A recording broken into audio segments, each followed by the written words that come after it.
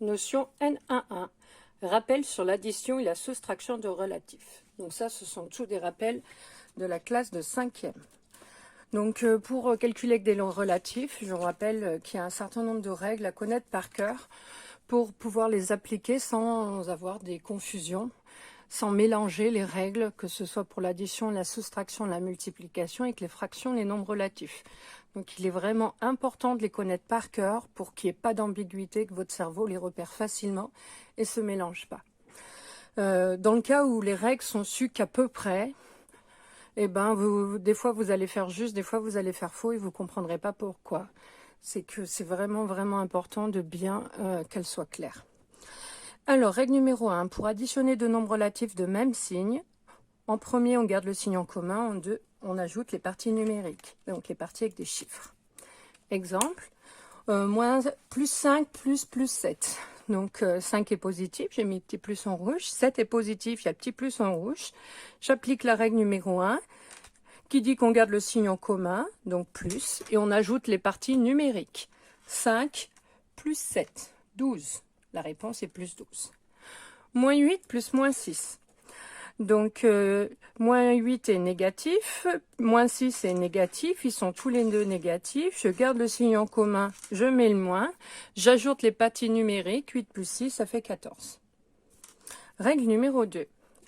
Pour additionner deux nombres relatifs de signes contraires, donc il y en aura un positif et l'autre négatif, ou un négatif et l'autre positif. On garde le signe de celui qui a la plus grande partie numérique. Donc, il y a une petite comparaison à faire dans votre tête. Et ensuite, on fait une soustraction des parties numériques. Exemple, moins 19 plus 5,7. Donc, moins 19 est négatif, plus 5,6 est positif. Ils sont de signes contraires. On garde le signe de celui qui a la plus grande partie numérique. Entre 19 et 5,6, c'est 19 le plus grand. Donc, on garde le signe de celui qui a la plus grande partie numérique. Donc, on met le moins. Et on soustrait les parties numériques, donc on va raisonner par complément, on part de 5,6 et on va arriver à 19. Donc 5,6 pour L à 6, il manque 0,4. Je suis à 6, pour L à 10, il manque 4. De 10 à 19, il manque 9. 9 plus 4, 13. La réponse est moins 13,4. Deuxième exemple, moins 4,3 est négatif, plus 5,2 est positif, ils sont bien de signes contraires. Celui qui est la plus grande partie numérique, donc c'est 5,2, c'est plus grand que 4,3, donc le résultat sera positif. Et je soustrais de 4,3 pour la 5,2, donc on fait par complément. De 4,3 pour la 5, il manque 0,7. De 5 pour la 5,2, il manque 0,2. Et 0,7 plus 0,2, ça fait 0,9. Donc attention au piège de la soustraction avec retenue. On part bien du petit nombre pour arriver au grand nombre. Sinon, on fait des erreurs avec les retenues. Deuxième règle.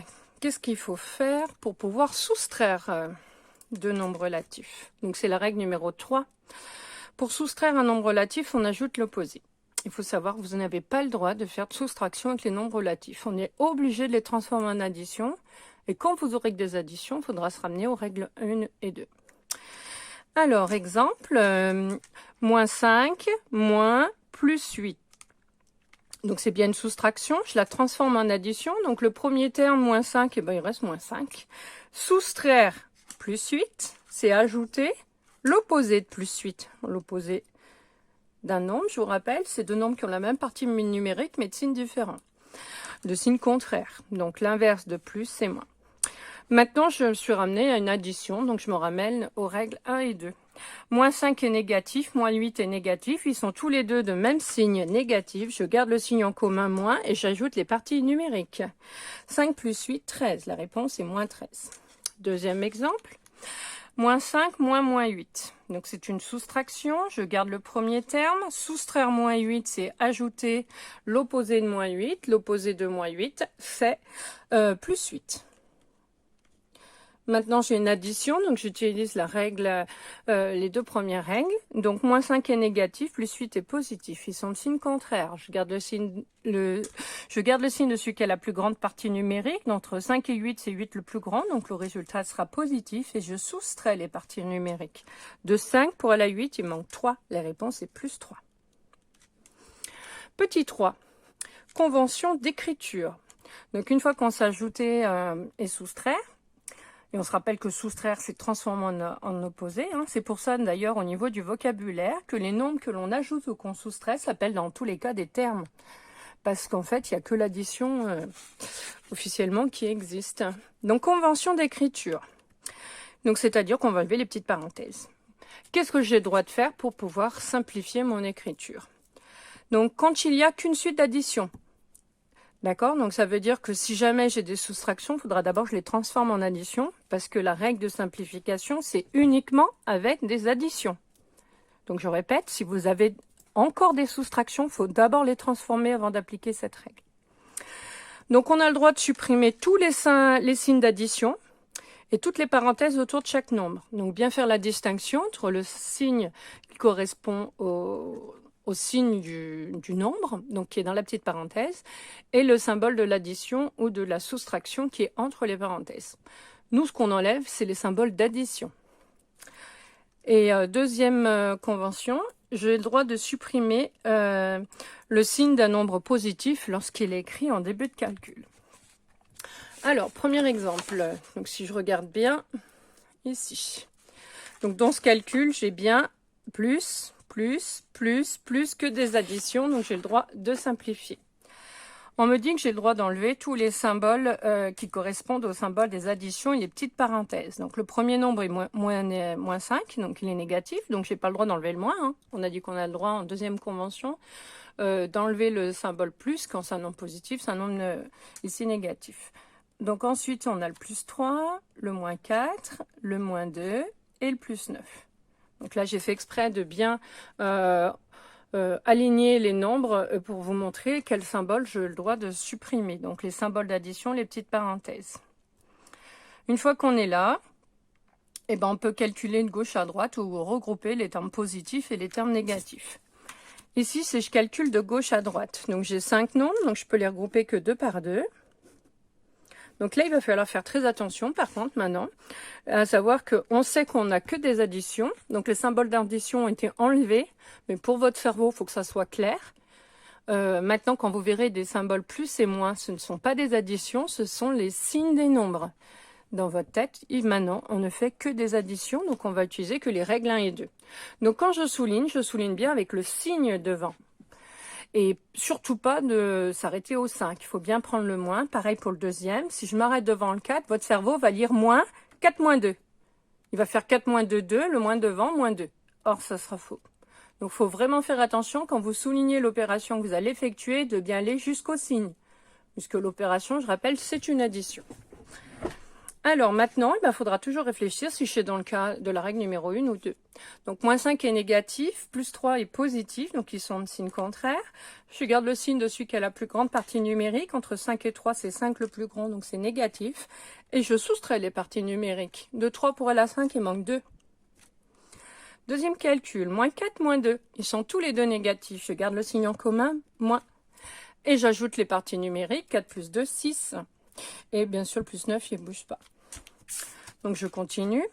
Donc par contre, maintenant qu'on sait ajouter des nombres relatifs, on n'est plus obligé d'effectuer les additions soustractions de gauche à droite, puisque maintenant on sait faire.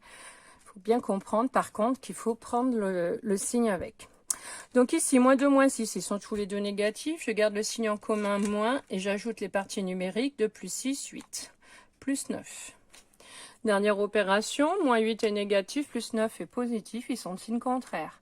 Je garde le signe de celui qui est la plus grande partie numérique. Donc entre 9 et 8, c'est 9, le plus grand, le résultat est positif. Ah, mais comme je suis au début du calcul, on a dit que le symbole plus dans les simplifications ne mettait pas. Donc on revient à ce qu'on écrivait avant en 6e, ou à l'école primaire, quand on ne connaissait pas les nombres négatifs. Donc on aura un nombre qui n'aura pas de signe, on sait que c'est un nombre positif. Ensuite, dans la règle, il faut que je soustrais les parties numériques. Donc, de 8 pour aller à 9, il manque 1. La réponse est juste 1. Deuxième exemple. Donc, pareil, il n'y a que des additions. Donc, je peux appliquer les règles de simplification en enlevant donc les parenthèses, les symboles d'addition et le premier plus. Donc, le premier nombre, effectivement, est positif. Donc, je ne vais pas recopier plus 5. On ne peut pas commencer le calcul par plus 5. On n'écrit que 5. Ensuite, j'ai moins 12. Ensuite, j'ai moins 7 et plus 8.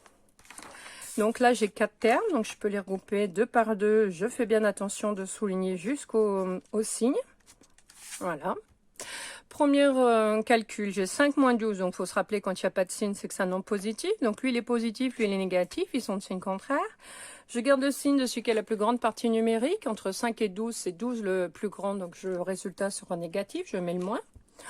Et on soustrait les parties numériques, donc de 5 pour aller à 12, on fait un complément, il manque 7. Deuxième opération, moins 7 plus 8, donc moins 7 est négatif, plus 8 est positif, ils sont de signe contraire, donc je garde le signe de celui qui a la plus grande partie numérique, ici, donc on n'est pas au début du calcul, donc là le plus il faut que je l'écrive. Donc on écrit plus, et on soustrait les parties numériques, de 7 pour la 8, il manque 1. Dernière opération, j'ai moins 7 plus 1. Donc, moins 7 est négatif, plus 1 est positif, ils sont de signe contraire. Je garde le signe de celui qui a la grande partie numérique. Entre 7 et 1, c'est 7 le plus grand, donc le résultat est négatif. Et je soustrais les parties numériques. De 1 pour la 7, il manque 6. La réponse est moins 6. Dernière règle. Donc, toujours du rappel de cinquième. Règle pour calculer une somme algébrique. Donc, on parle de somme algébrique. Donc, vous voyez, le somme, normalement, c'est le résultat d'une addition. Algébrique, c'est qu'il y a des plus et des moins. Puisqu'on a vu que, en fait, la soustraction, ne sait pas la calculer. C'est une addition. Il faudra la transformer en addition. C'est pour ça que le terme global, c'est bien une somme.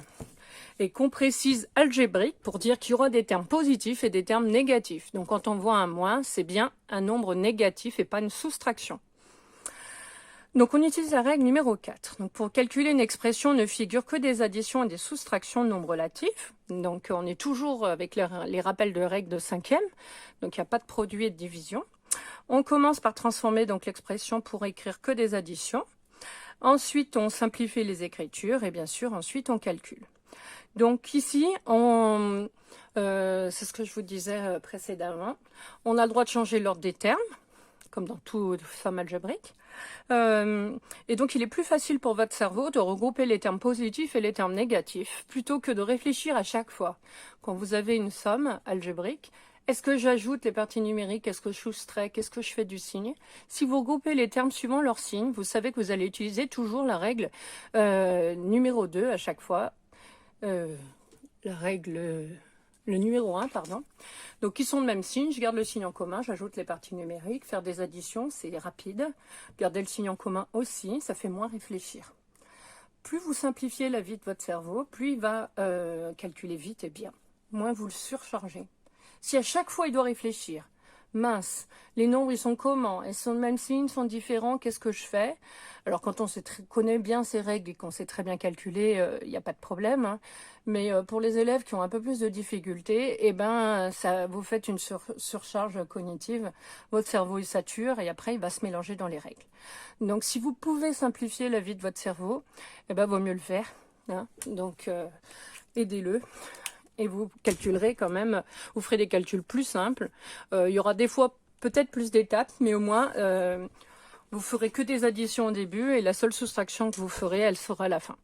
Donc, voilà. Mais je répète, hein, quand on sait ajouter, qu'on ne mélange pas les règles, bien entendu, on fait comme on veut. Alors, premier exemple. E égale moins 10 plus 7, moins plus 4, moins 2. Alors déjà, je repère qu'il y a deux soustractions ici et là. Je n'ai pas le droit de calculer avec des soustractions. Donc, première règle qu'il va falloir faire, c'est les transformer. Donc, le moins 10 reste moins 10. Le plus 7, voilà, il reste plus 7. Donc, je vous rappelle qu'on ne mélange pas tout. Que les règles, elles ont des... Vous voyez qu'il y a des petits points. C'est parce qu'on doit les faire dans l'ordre. On ne fait pas trop de choses à la fois. On ne va pas simplifier et changer les soustractions. Parce qu'après, eh ben, c'est là qu'on se mélange. Et je vous rappelle, comme il y a plusieurs méthodes possibles après pour calculer, qu'il faut que votre correcteur puisse comprendre. Donc, pour qu'il puisse comprendre, eh ben, vous faites une règle après l'une. Après, les règles les unes à la suite des autres, sans sauter d'étape. Alors, donc du coup, maintenant, il me reste les deux soustractions. Donc, je rappelle que soustraire un nombre relatif, ça revient à ajouter l'opposé. Donc, l'opposé de plus 4, c'est moins 4. Ensuite, soustraire moins 2, c'est ajouter l'opposé de moins 2 qui est plus 2. Voilà, j'ai appliqué la première règle, la première étape de la règle numéro 4, j'ai transformé toutes les additions. Les soustractions en addition, j'ai plus qu'une addition. Maintenant que j'ai des additions, je peux simplifier les écritures. Donc, j'enlève les petites parenthèses et les symboles d'addition. Donc, le premier terme devient moins 10. Ensuite, j'ai plus 7. Ensuite, j'ai moins 4. Et ensuite, j'ai plus 2. Ensuite, je vous ai dit de regrouper les termes par signe. Donc, il est plus commode de commencer par les nombres positifs. Comme ça, en plus, on gagne un symbole. Donc, le plus 7, si je le mets au début, comme on commence par un nombre positif, il devient 7. Le plus 2 en deuxième, lui, il ne bouge pas. On lui garde bien son signe. Ensuite, on a le moins 10 et ensuite le moins 4. Donc là, je fais cette étape en plus pour changer l'ordre des termes. Ensuite, on souligne 2 par 2. Voilà. Et donc là, je suis sûre de faire la règle numéro 1 qui est de garder le signe en commun et d'ajouter. Donc votre cerveau, s'il a l'habitude de faire toujours comme ça, ça sera plus facile pour lui. Donc 7 plus 2, ça fait 9. Et moins 10, moins 4, ça fait moins 14. Dernière étape, par contre, c'est une soustraction. Donc 9 moins 14. Enfin, c'est une soustraction de nombre relatif. Donc, ils sont de signe contraire. Le 9 est positif, le moins 14 est négatif. Je garde le signe de celui qui est la plus grande partie numérique. Donc, le signe de 14, c'est négatif. Et je soustrais les parties numériques. Donc, de 9 pour la 14, il manque 5. La réponse est moins 5. Deuxième calcul. Alors là, c'est un petit peu particulier. Donc, on doit transformer les symboles de soustraction, mais j'ai aussi de calcul dans des parenthèses.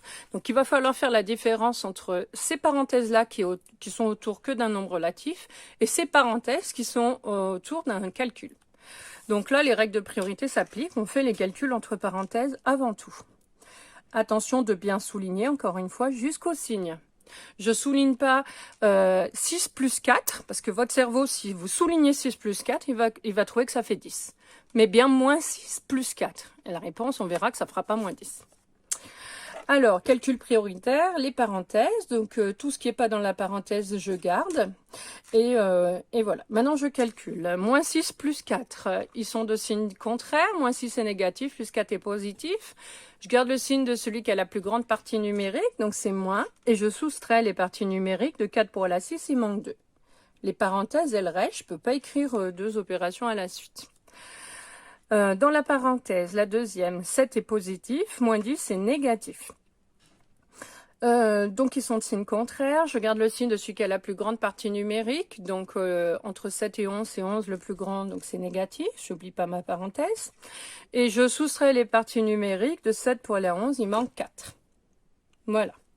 Donc là, j'ai effectué les priorités d'opération. J'ai calculé le calcul entre parenthèses.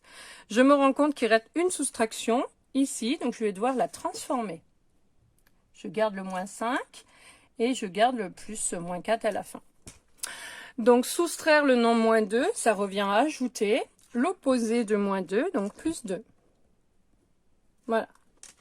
Maintenant, j'ai qu'une suite d'addition, donc je peux simplifier les écritures en enlevant les symboles d'addition et les parenthèses. Donc j'obtiens moins 5, plus 2, moins 4. Je peux regrouper les termes positifs et négatifs. Terme positif, il n'y en a qu'un, plus 2. Je le mets devant, il devient que 2. Puisqu'il est au début d'un calcul, j'enlève le plus. Et ensuite, j'ai deux nombres négatifs, moins 5 et moins 4. Les nombres positifs, je n'ai pas besoin de les calculer. Les nombres négatifs, je souligne bien, en prenant bien en compte le moins, pour bien voir qu'ils sont tous les deux négatifs, moins 5 et moins 4. Donc, on garde le signe en commun, j'ajoute les parties numériques, 5 plus 4, 9. Dernière opération, donc ils sont de signe contraire, 2 est positif, moins 9 est négatif. Je garde le signe de celui qui a la plus grande partie numérique, entre 2 et 9, c'est 9 le plus grand, donc je mets un moins, et de 2 pour la 9, il manque 7. Voilà.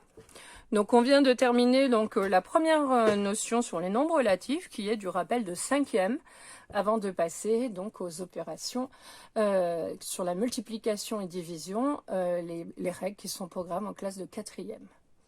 Donc le cours, la notion N11 est terminée.